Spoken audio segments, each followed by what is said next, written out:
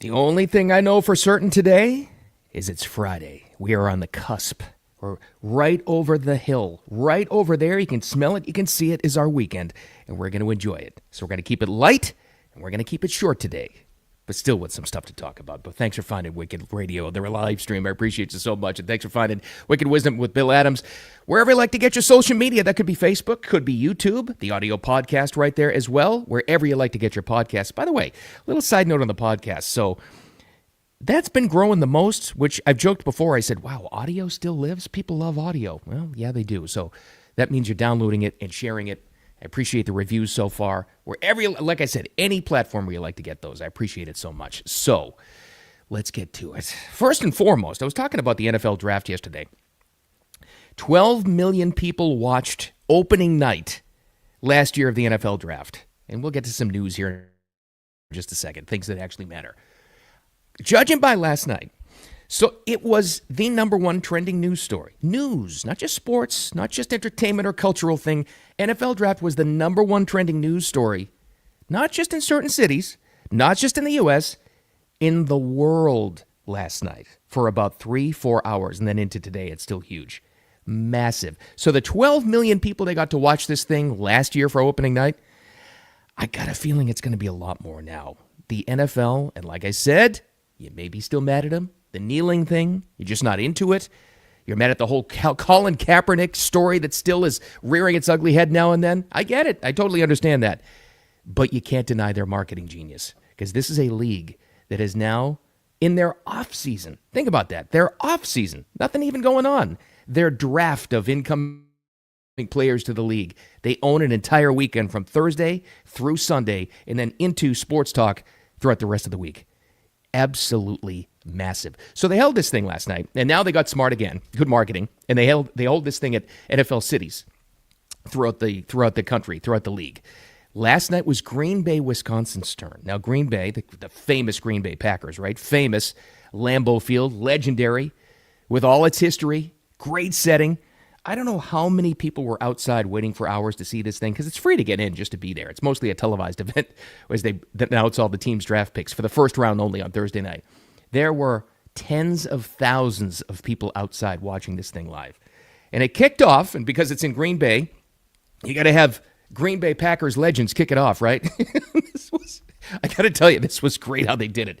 So Clay Matthews is a Packers legend, and he got out there with the commissioner and other Packers people and other NFL people, and they're all on stage, and he got to kick off the beginning of the NFL draft last night. And he did it in a classic way. Because first of all, he fooled us. We thought it really was going to be a message from the president, which he read here. But then he took a shot to open up the NFL draft by trolling the Packers' biggest rival. That would be the Chicago Bears. You may find this rude. I am all here for it. Script here real quick, Roger, but I just got off the phone with the president, Donald Trump. Yeah, what'd he say? He asked me to pass a message along to all 32 NFL franchises. So let me tell you what it reads here, all right? It says, my fellow Americans, the Bears still suck! You don't like that if you're a Bears fan. I totally understand that, but come on. That is great. Some trash talking to kick off the NFL draft. Well done. If you missed it there, because it was kind of echoey and loud, he said, message from the president, which it wasn't. The Bears still suck. That's all. Good for you, Clay Matthews. You know, it was funny, though, because there was an NFL official contingent up there on stage, because it was the official kickoff the NFL draft and all, and Roger Goodell, Dopey Roger, the commissioner of the NFL, was up there with him. As soon as he saw Clay Matthews start to undo the thing and he could see that it was going to be a joke, he sidestepped his way out of the stage so he wasn't on camera. What a weasel. Anyway, the NFL, by the way, that was just night one. We'll probably get ratings tomorrow. It'll be a lot more than 12 million. This thing was a massive event. So that's round one. Rounds 2 and 3 are tonight at 7 o'clock, and then they get Sunday, and then the whole week. Marketing geniuses, I'm telling you. But enough of that. I told you we're going to keep it light, except for one thing. You can't get much more into it and corrupt than talking about corrupt out of control activist judges now. This is what we got going on in this country right now. We have a massive problem. And in the little tease for the live stream today, I kind of put together a little screenshot of all the judges that just yesterday made their voices heard. Now, they're dictating policy now, as it appears. And they're the ones that are obviously blocking the agenda of the administration, what they're trying to get done. More than that, though, they're wielding their federal judicial power to become activists and to insert their own idea of the future and the present of what the country's going to be. Here's some examples for you. Here's just, and we'll get into this, and more importantly, who appointed them, because that's how it works, right? They get appointed at the federal committee. So in a roundabout kind of way, they kind of represent us, but nobody voted for any of these judges. Again, this is yesterday, right? William Horsley Orrick, what a name, has blocked the Trump administration from withholding federal funds from sanctuary cities that harbor illegal aliens. That was the biggest news story of the day. So sanctuary cities, which again, as I think most of America, at least you want to go by the polling, now understands that in name, it's great.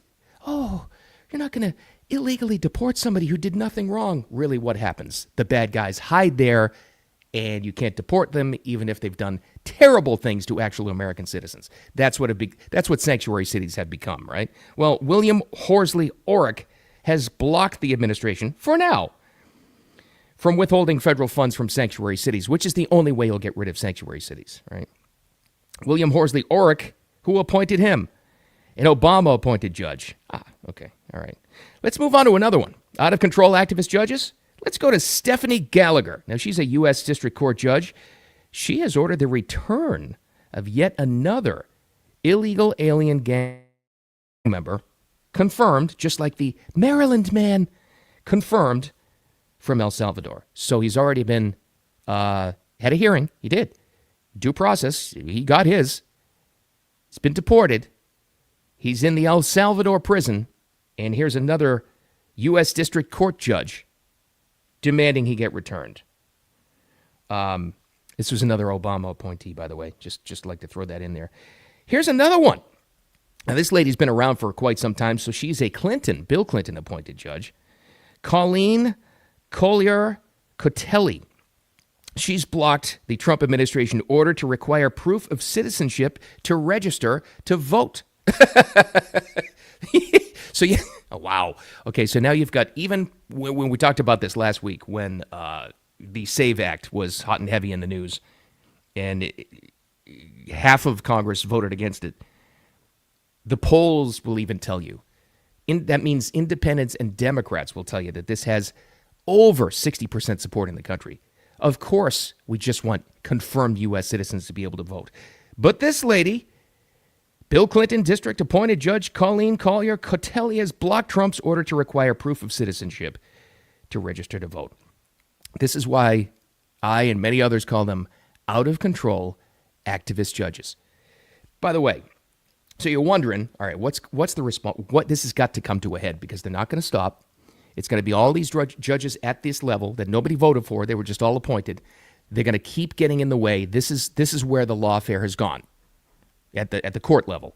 Federal courts, district courts, U.S. district courts. This is where it all is there. What happens now? Something's coming to a head. So what's this administration's response to all this going to be? Nobody knows for sure. I think the nuclear option has been talked about, where it's possible. It's been done before. You can just remove that court. You can get rid of it. There'll be mass protests against that one, but something's going to happen. But if you want an indication of where the administration stands on this, let's go to something that was said late last week. I dug this up for you. Stephen Miller, he calls it like it is, administration advisor to President Trump. He described how the administration feels about these out-of-control activist judges. Here you go. Right? Judges are appointed, members of Congress are elected at the district or state level, which is one man. And the Constitution, Article 2, has a clause known as the vesting clause, and it says the executive power shall be vested in a president, singular. The whole will of democracy is imbued into the elected president. Yeah. That president then appoints staff to then impose that democratic will onto the government. The threat to democracy, indeed the existential threat to democracy, is the unelected bureaucracy of lifetime tenured civil servants who believe they answer to no one, who believe they can do whatever they want without consequence, who believe they can set their own agenda no matter what Americans vote for. Okay, so we don't know how the administration is going to respond to lawfare. Out of control, activist judges blocking the will of the people, because that's what we voted for this administration. At least the majority of the country did. We know that. He won the Electoral College as well. We don't know what the exact response is going to be, but it's going to be something. And going by that, a guy that is in the president's ear every single day, that would be Stephen Miller, who we just heard from right there. They call it lawfare, and they call it's their term, out of control activist judges. So something's coming. I don't know exactly what, but something. Otherwise, this is just going to get worse and worse and worse. By the way, there's one more judicial piece of misconduct that'll enrage you before we move on from these people. Now, this wasn't blocking policy for the Trump administration, but it's still a judge that's been in the news. Remember, it was just yesterday we were talking about the Minnesota DA, the top prosecutor in the state of Minnesota, Mary Moriarty, who refused to levy any charges against the state employee, a guy, 33-year-old guy that works for the Tim Walz administration in the state of Minnesota, who did $20,000 worth of damage to Teslas. Remember, she refused to bring any charges against him? Well, she's back in the news. How's this for hypocrisy? It almost makes me think that she did this on purpose, just to stick her thumb in the nose, her thumb in the eye of the American people. That Minnesota DA, Mary Moriarty, get this, just filed felony charges against a 19-year-old for keying her co-worker's car. Meanwhile, like I said, she was the one that refused to press charges against the Tim Walz staffer who did over $20,000 in damages to Teslas. When you think of out of control people in the judiciary, even at the state level in Minnesota like this lady, that's her. So as long as you work for them, you can do $20,000 worth of damage to Teslas because it was a political statement. No charges. A fine. That's about it. But a person a 19-year-old that keyed her coworker's car, felony federal charges. Yeah, that's pretty much where we are in that one. Right. And there you go. All right.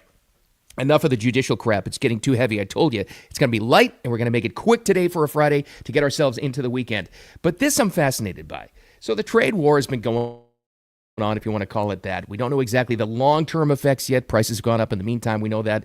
Long-term, I think we're going to make some sacrifices for the American people, the American worker. And it's true, more companies have come back to manufacture in the U.S., but it's a long-term process. We don't know how the wheels of progress are going to go with that yet.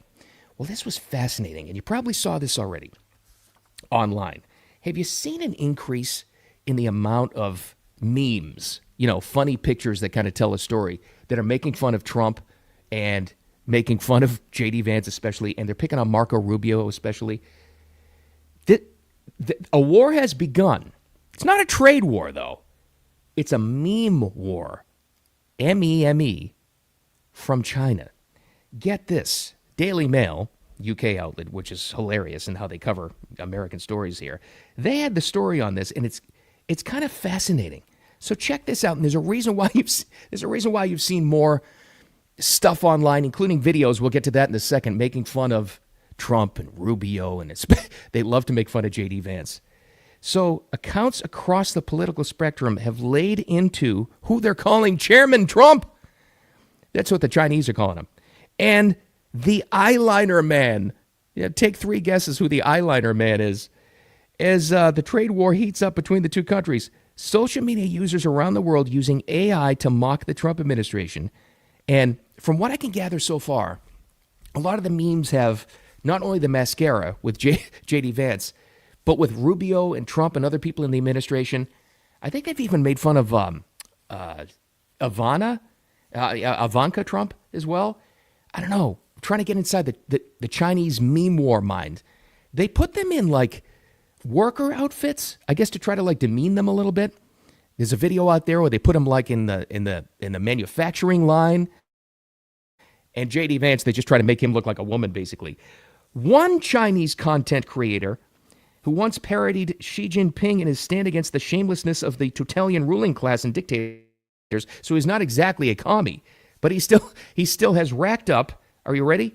Now over 1 million views on YouTube with a satirical song called "Song of MAGA," and they had a link here to the video of it on YouTube. I had to check this out. The visual of this thing is exactly what you would imagine. It's unbelievable. It's all AI, so you can create anything here. It's very creative. They put Trump and Vance and Marco Rubio. They especially love to pick on Marco Rubio. They put them in the most demeaning situations possible. And again, with JD Vance, they put the most amount of like eyeliner they possibly can put on him. There's one big problem with the video, though, and I'll play a little audio clip for you. It's all in Chinese, and I can't understand a thing. But if you have a chance to check out Song of MAGA, check it out online. It sounds like this.